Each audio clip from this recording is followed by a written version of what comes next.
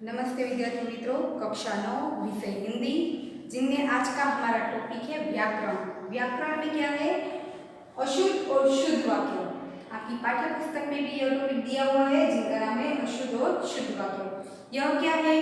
कोई जो आपका ढांचा है 9 कक्षा का हिंदी का, उनमें व्याकरण विभाग में यह हमें टॉपिक पूछा जाता है और उनमें क्या है, एक वाक्य दिया जाता है जिन अशुद्ध वाक्य है जिनको आपको क्या करना है, शुद्ध वाक्य बनाना है।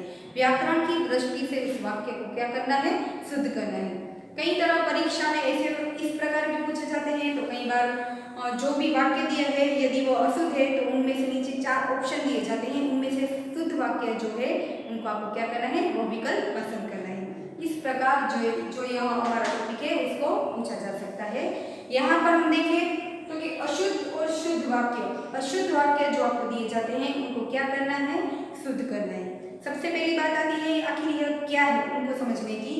भाषा के वर्ण, शब्द तथा वाक्य आदि के प्रत्येक स्तर पर कुछ ऐसे निश्चित नियम होते हैं और जिनसे भाषा का मानक स्वरूप बनता है।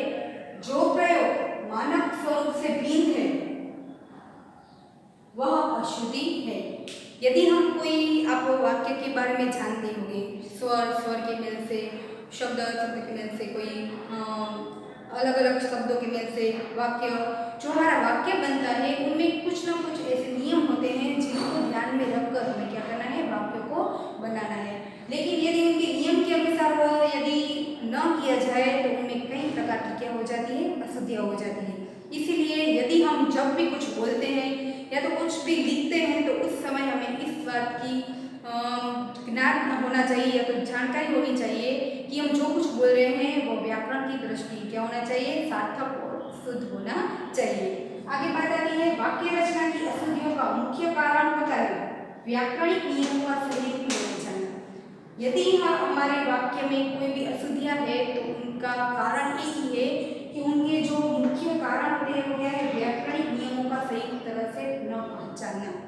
कई बार हम लोगों से क्या हो जाता है, यदि हम कुछ बोल रहे हैं या तो कुछ लिख रहे हैं तो उनमें कई प्रकार की क्या हो जाती है, अशुद्धियाँ होती है, शुद्ध प्रकार की हिंदी नहीं कहलाती। इसलिए कहा जाता है कि यदि हम कुछ भी बोल रहे हैं या लिख रहे हैं तो उनमें हमें व्याकरणिक नियमों का ज्ञान होना भी जरूरी है, ताकि हमारी जो अशुद्धियाँ है लिखावट में, बोलने में, उनको क्या हो जाएगा, दूर कर सकते हैं। आगे बात आती है स्वर, व्यंजन, शब्द निर्माण, शब्द चयन, अनावश्यक शब्द, व्याकरण आदि बाबतों को ध्यान में लेकर अशुद्धियों से बच सकते हैं। यदि हम इस अशुद्ध वाक्य को शुद्ध रूप में रूपांतरित करते हैं तो हमें कौन कौन सी बातों को ध्यान में रखना चाहिए। जो भी स्वर है, व्यंजन है, शब्दों का सही शब्दों का चयन करना है यानी पसंद करना है वाक्य के लिए, या फिर बात आती है व्याकरण आदि बाबतों को ध्यान में लेकर वाक्यों की जो अशुद्धियाँ हैं उनको हम क्या कर सकते हैं, दूर कर सकते हैं। फिर बात आती है वाक्यों में अनेक प्रकार की कई अशुद्धियाँ होती है, जिनमें से कुछ इस प्रकार है। आप यदि पेपर में यदि कोई वाक्य दिया जाए तो कभी कभी हम कंफ्यूज हो जाते हैं कि पढ़ने से तो हमें बिल्कुल समझ में आ रहा है वाक्य क्या कह रहे हैं, लेकिन कई प्रकार की उनमें क्या होती है, अशुद्धियाँ होती है। किस प्रकार की अशुद्धियाँ होती है? कोई स्वर संबंधी होती है, कोई शब्द संबंधित होती है, कोई आप देखें तो व्यंजन संबंधित होती है, लिंग संबंधित होती है, यदि सर्वनाम संबंधित, मुहावरे संबंधित, कई प्रकार की क्या होती है, गलतियाँ होती है। तो इस बात को हम क्या करेंगे, उदाहरण से समझने का प्रयत्न करेंगे। यहाँ पर बात आती है कि यदि हम जो भी वाक्य है उनको पहले क्या करेंगे, पूरा समझ लेंगे, पढ़ लेंगे, फिर देखेंगे कि इनमें कौन सी गलतियाँ हैं जिनको हमें सुधारना है, या तो ऐसे कौन से नियम हैं जिनको हमें याद भी रखना है। आपकी जो पाठ्य पुस्तक में भी सब नियम दिए हुए हैं जिनको आपको पढ़कर क्या करना है, एक बार समझना है। और उनके अलावा जो कुछ हमारे नियम भी है वो आपके सामने यहाँ पर प्रस्तुत है। पहली बात आती है यदि हम कोई वाक्य को शुद्ध बनाना है तो हम क्या करेंगे। पहले क्या है, पदक्रम संबंधी अशुद्धियाँ। जो अशुद्ध शब्द है या तो अशुद्ध वाक्य है उनमें कौन कौन सी गलती है उनको यहाँ पर दिया गया है। 2 प्रकार से है, कोई पद संबंधित भी गलतियाँ होती है या तो पद क्रम संबंधित भी गलतियाँ हो सकती है।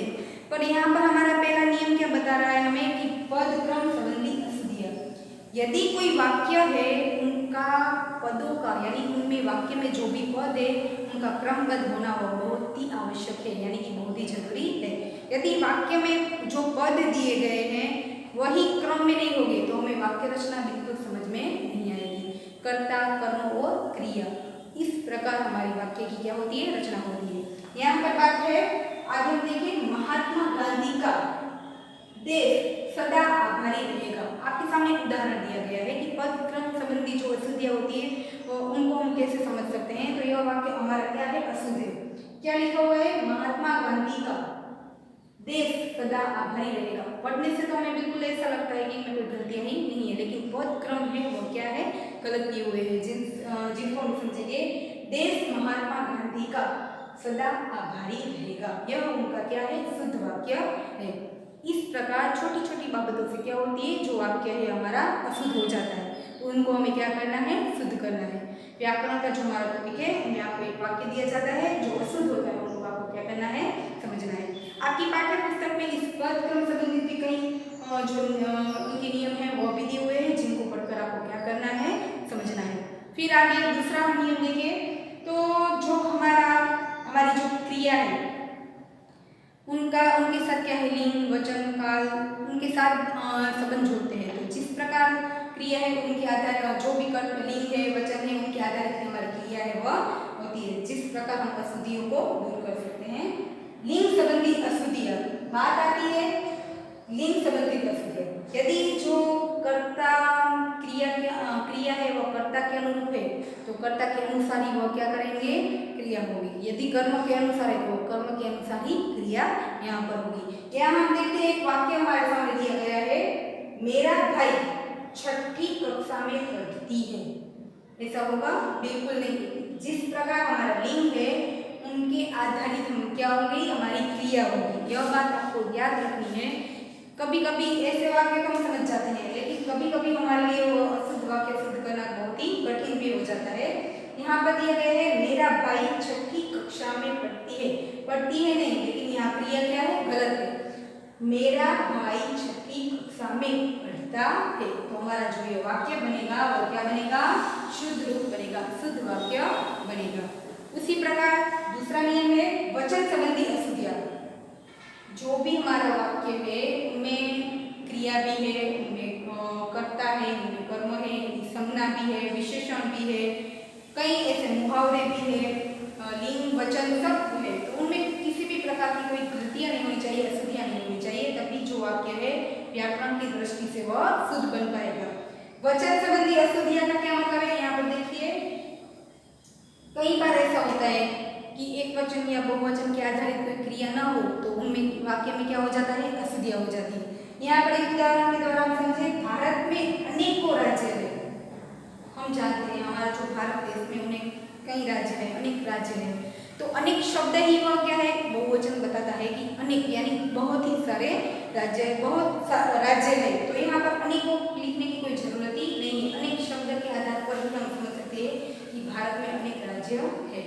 तो जो हमारा वाक्य होगा वह क्या बनेगा, शुद्ध रूप बनेगा, भारत में अनेक राज्य है। जो वचन संबंधी अशुद्धि को क्या करते हैं, दूर करते हैं। फिर बात आती है कारक संबंधी अशुद्धियां। वाक्य में कई बार गलत कारक है उनका उपयोग, कारक यानी यदि कोई गलत उपशब्द का कोई उपयोग हो गया या कोई प्रत्यय का गलत उपयोग हो गया, तो क्या होगा, कारक संबंधी अशुद्धियां भी हो सकती है। यदि वाक्य को हमें समझना है तो हमें क्या करना पड़ेगा, यहाँ पर कई छोटी छोटी जो अशुद्धियां हैं उनको समझना जरूरी है।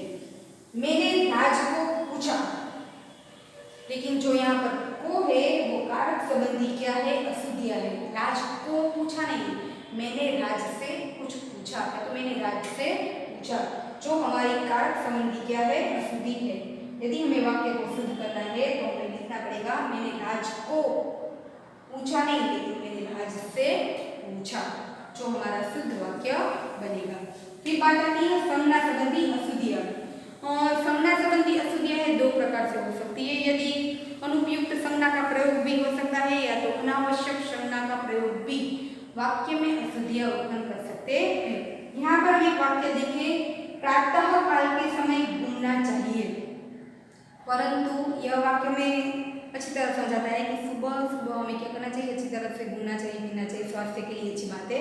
इन सब में समझ में आ रहा है, लेकिन यहाँ पर कुछ गलतियाँ है, वाक्य को अशुद्ध बनाते हैं। किस प्रकार, प्रातः काल काल के समय ढूंढना चाहिए। प्रातः काल है, काल है, वही हमारा समय दिखा रहा है कि कब, सुबह के समय। तो फिर से यहाँ पर समय लिखने की कोई आवश्यकता नहीं है। तो यानी अनावश्यक संज्ञा का उपयोग जो है वो क्या है, वाक्य में अशुद्धि है। तो हमारा जो वाक्य शुद्ध होगा वो कैसे होगा, प्रातः काल ढूंढना चाहिए। तो यह वाक्य व्याकरण की दृष्टि से क्या कहलाएगा, शुद्ध कहलाएगा। फिर बात आती है सर्वनाम संबंधी अशुद्धियां। वाक्य में कहीं कहीं अनावश्यक जो सर्वनाम है या तो गलत सर्वनाम का उपयोग है, वो वाक्य को क्या करते हैं, अशुद्ध बना देते हैं। आपकी जो पाठ्य पुस्तक में इन सब नियम दिए हुए हैं, यदि आप एक बार पढ़ेंगे तो आपको उनके कई उदाहरण भी दिए गए हैं, जिनके द्वारा भी आपको समझ में आ जाएगा। सर्वनाम संबंधी अशुद्धियां क्या है, कभी कभी गलत सर्वनाम का उपयोग ये वाक्य को क्या कर देगा, अशुद्ध बना देगा। यहाँ पर एक उदाहरण दिया गया है, मैंने मेरा काम कर लिया। यहाँ पर जो मेरा शब्द है, मैंने से ही पता चलता है कि मैंने अपना काम कर लिया है, लेकिन मेरा जो यहाँ पर सर्वनाम है वो क्या हो जाएगा, गलत हो जाएगा। यहाँ पर उनकी क्या जरूरत पड़ेगी, अपना, मैंने अपना काम कर लिया है, जिनसे हमारा वाक्य क्या बनेगा, शुद्ध रूप बनेगा। फिर बात आती है विशेषण संबंधी। हमारे वाक्य में जो भी विशेषण का प्रयोग हम करते हैं तो वह विशेष्य के आधारित क्या करेंगे, लिंग वचन के आधारित वो क्रिया का उनका प्रयोग होगा। यदि गलत विशेषण है तो वाक्य को क्या कर देगा, अशुद्ध बना देगा। साहित्य और समाज का घोर संबंध है, घोर नहीं, लेकिन यहाँ जो घोर शब्द है वो गलत विशेषण का प्रयोग किया गया है। घोर नहीं, जो हमारा समाज और हमारा जो साहित्य है उनके बीच में एक बहुत मजबूत जो संबंध है, उनके लिए जो सही विशेषण है वो क्या है, घनिष्ठ। इसलिए यहाँ पर जो घोर है वो क्या है, गलत शब्द का प्रयोग किया गया है। जो सही विशेषण है वो क्या है, घनिष्ठ है। तो फिर आगे हम देखेंगे कि क्रिया संबंधी जो अशुद्धि है वह किस प्रकार वाक्य को अशुद्ध बनाती है। यदि वाक्य जो है हमारा, उनमें कर्ता के लिंग और वचन के अनुसार ही क्रिया होनी चाहिए। यदि इस प्रकार नहीं है तो वो क्रिया संबंधित वाक्य में अशुद्धियां कहलाती है। यहाँ पर एक उदाहरण देखें, यहाँ अशोभनीय वातावरण दृष्टिगोचर है। अशोभनीय वातावरण जो है दृष्टिगोचर है। दृष्टिगोचर शब्द यहाँ पर उनकी कोई जरूरत ही नहीं है, यानी अशोभनीय वातावरण ही दिख रहा है कि वह कैसा वातावरण है। यदि कभी कभी क्रिया है, जो भी हमारा कर्ता है उनका जो लिंग है या तो उनका जो वचन है उनके आधारित यदि क्रिया होगी तो जो यह अशुद्धियां है वह दूर हो जाएगी। फिर क्रिया विशेषण संबंधी अशुद्धियां, यानी कि हमारा जो वाक्य है उनमें जो क्रिया विशेषण, क्रिया का भी जो विशेषण लगता है उनके संबंधी भी कई प्रकार क्या हो जाती है, गलतियां हो जाती है। एक उदाहरण देखिए कि भिखारी को थोड़ा चावल दे दो।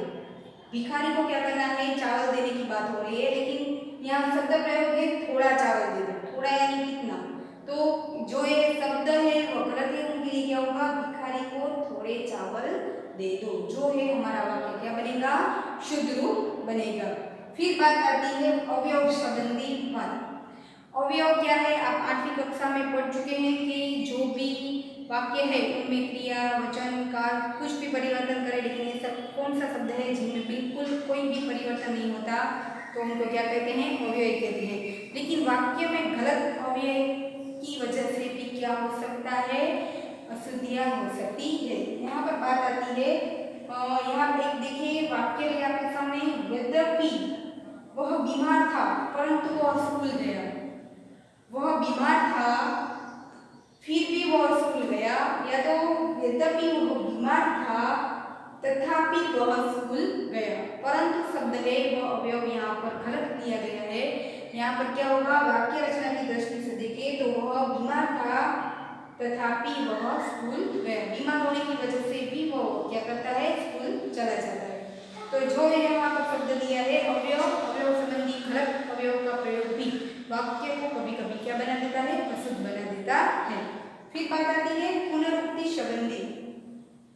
एक ही शब्द या तो एक ही भाव प्रकट करने वाले, एक ही अर्थ या तो कोई एक ही भाव प्रकट करने वाले दो शब्दों की यहाँ पर जरूरत नहीं रहती, वह वाक्य को क्या कर देते हैं, अशुद्ध भी बना सकते हैं। पुनरुक्ति संबंधी जो अशुद्धियां है उनका एक उदाहरण देखते हैं। कृपया यहाँ बैठने की कृपा करें। कृपया यहाँ बैठने की कृपा करें। बैठने की कृपा ही करनी है, तो यहाँ पर कृपया शब्द लेने की कोई जरूरत ही नहीं है। कृपया के अलावा भी हम वाक्य को क्या करते हैं, सुदृढ़ बना सकते हैं।